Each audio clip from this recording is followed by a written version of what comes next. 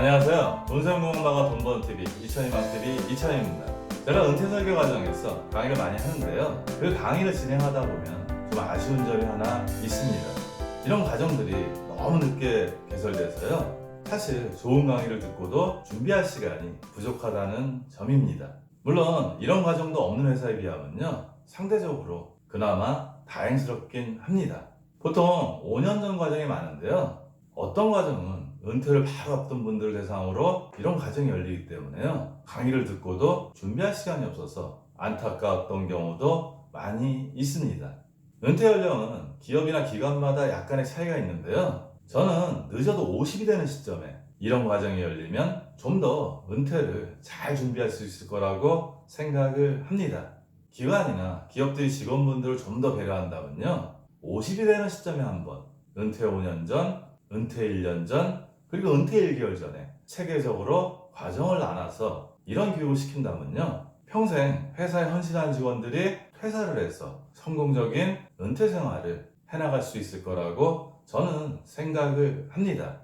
우리는 인간이기 때문에 후회를 할 수밖에 없고요. 그 후회를 조금이라도 줄이고 은퇴 후를 잘 준비할 시간을 벌기 위해서 오늘은 은퇴 후에 후회하는 30가지에 대해서 말씀을 드리겠습니다. 공감하는 내용이 있으시다면요. 잘 체크하셨다가 차근차근 준비해 나가시면 은퇴 준비를 더 잘하실 수 있을 거라고 저는 믿습니다.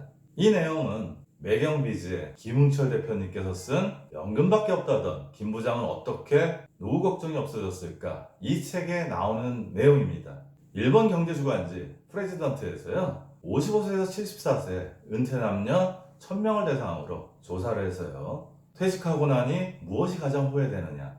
다시 현역시로 돌아간다면 가장 해보고 싶은 것은 무엇이냐고 해서요. 그 리스트를 정리한 내용입니다. 건강과 동가생활, 일과 인간관계 이렇게 세 분야로 나눠서요. 후회만급 탑10을 뽑았습니다. 먼저 건강 부분 한번 살펴보면요. 제일 첫 번째가 정기적으로 치아 검진을 받을 거리라는 후회가 있어서요. 저는 의아했습니다. 사실 저는 부모님이 좋은 일을 갖고 계셔서요. 그 유전자를 타고 나서 지금까지 이 때문에 고생해 본 적은 없습니다.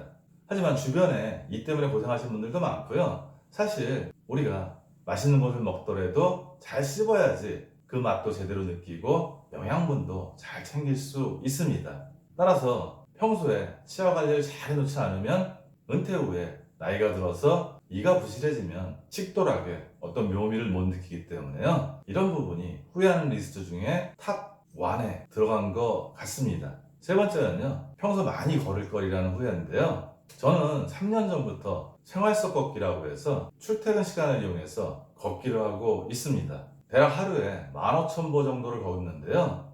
제가 20대, 30대 때는 술 좋아하고 밥은 잘 안 먹고 해서 상당히 몸이 부실했습니다. 그때 친구들이 지금 저를 보면 상당히 놀라고요. 저도 3년 전이 아니고 10년 전에 걷기 시작했고 지금까지 쭉 해오고 있다면 지금 훨씬 더 건강하지 않았을까 후회하고 있습니다. 나이 들어서 과격한 운동을 할 수 없고요. 또 헬스장이나 이런 데 가서 시간을 내서 걷는다 그러면 사실 안 갈 확률이 높습니다. 따라서 출퇴근 시간을 좀 잘 활용하시고요. 때로는 점심시간을 잘 활용해서 걷는 것을 습관으로 한다면요. 건강에 상당히 도움이 된다는 점 제가 자신있게 말씀드릴 수 있습니다. 여섯 번째는요. 두발 관리 좀 해줄 거리인데요. 저도 젊었을 때는요. 나이가 들면 머리가 빠지는지 몰랐습니다.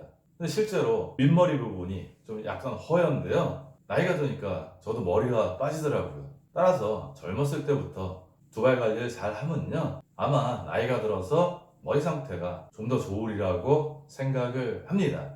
우리가 얼굴에서 특히 머리에 대해서 민감하기 때문에요. 이런 부분들도 젊었을 때부터 미리 관리하면 나이 들어서 좀 더 건강한 외모를 가질 수 있을 거라고 생각을 합니다.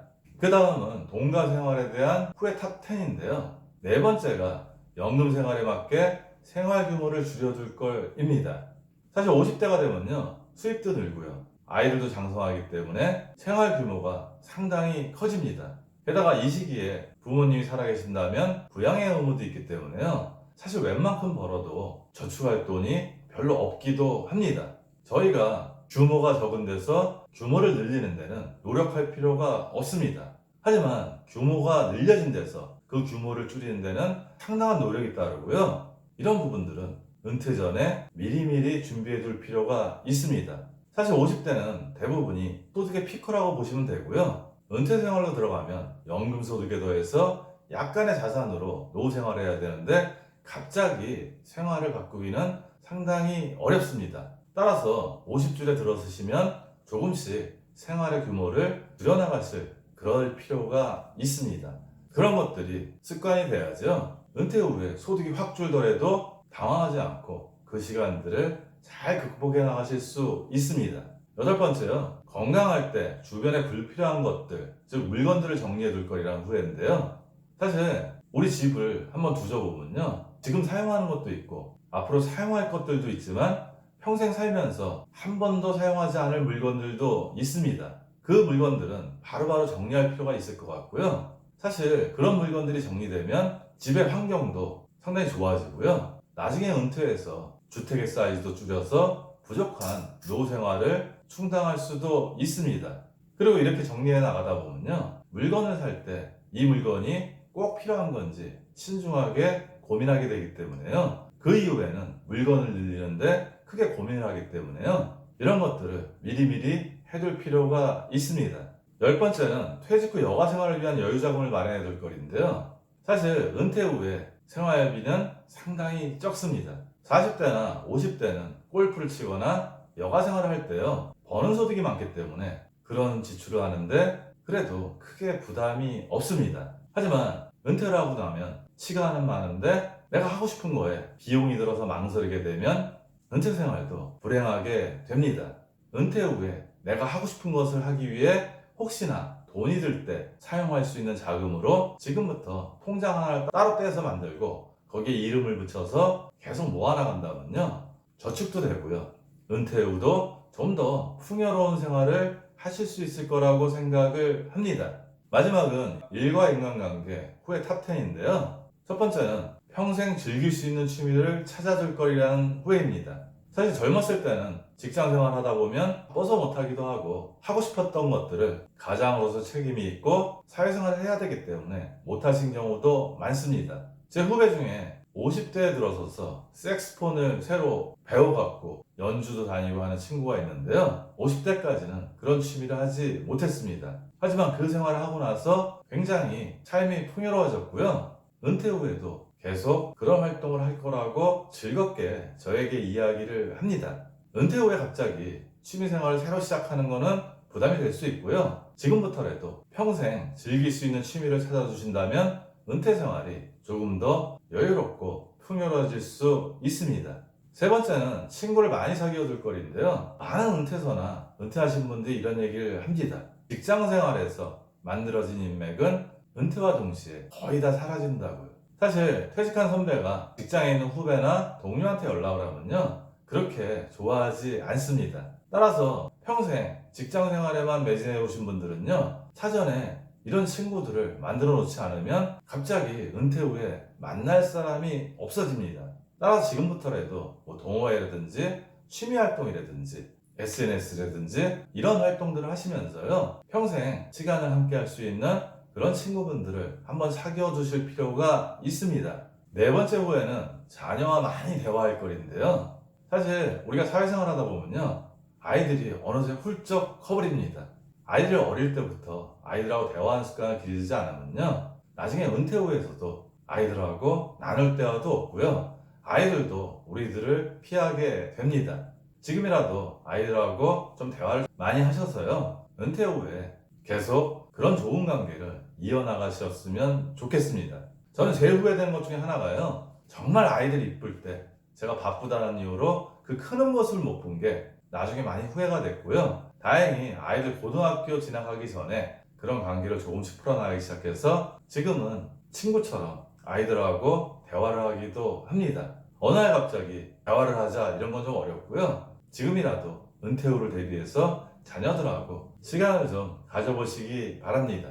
일곱 번째는 회사 외에 매일 찾아갈 만한 곳을 만들어 둘 거라는 후회인데요. 이런 부분들도 동호회나 취미활동 그리고 직장 생활을 하면서 하지 못했지만 지금이라도 시간을 내서 뭔가 배우고 싶은 게 있다면 그런 활동들을 해나가시다 보면요. 나중에 은퇴 후에 찾아갈 것도 생기고 이런 일이 은퇴 후에 일을 할 때 큰 도움이 될 수도 있습니다. 오늘 말씀드린 내용이 어떻게 보면 와닿지 않는 내용일 수도 있습니다. 하지만 이 30가지 중에 반드시 이 방송을 보시는 여러분들이나 저나 은퇴 후에 후회하는 것들이 몇 가지는 있을 거라고 생각을 합니다. 따라서 이런 내용이 있다는 걸 알고요. 이 중에서 공감이 가시는 내용들을 잘 체크하셔갖고요. 지금부터라도 차근차근 후회하지 않게 만들어 놓는다면요. 은퇴 후의 생활이 훨씬 더 풍요롭고 아름다워질 거라고 생각을 합니다. 오늘은 지식을 전달하는 얘기가 아니기 때문에요. 이 얘기에 공감 못 하시는 분들도 계시리라고 생각을 합니다. 하지만 많은 분들이 은퇴 후에 후회하는 경우는 상당히 많습니다.